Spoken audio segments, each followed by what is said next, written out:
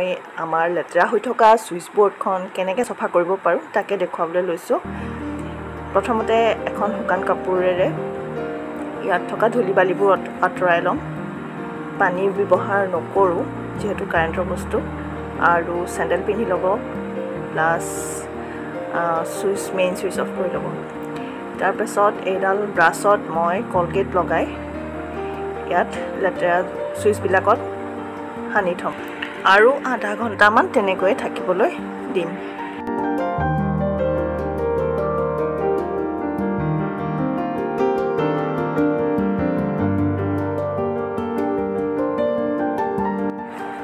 আধা ঘণ্টাৰ পাছত ব্ৰাছডালেৰে ঘঁহি এইখিনি আঁতৰাবলৈ চেষ্টা কৰিম। আঁতৰোৱাৰ পাছত আকৌ এখন শুকান কাপোৰ লৈ এইখিনি মুচিম।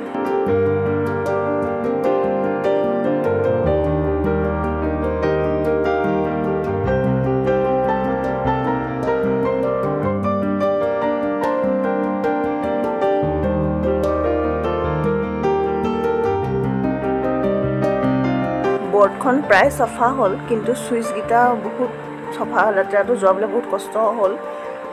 মই আকৌ কি কৰিলোঁ, কলগেট আকৌ এবাৰ লগালোঁ।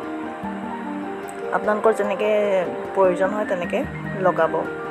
বেছি লেতেৰা হৈ থকাৰ কাৰণে লগাবলগীয়া হ'ল। তাৰপিছত তেনেকৈ লগাই আকৌ ব্ৰাছ মাৰি ঘঁহি আকৌ শুকান কাপোৰে চাফা কৰি দিয়াৰ পাছত ফাইনেল লুকটো আপোনালোকে চাব।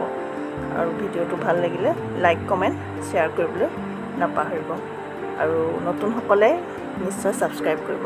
ধন্যবাদ।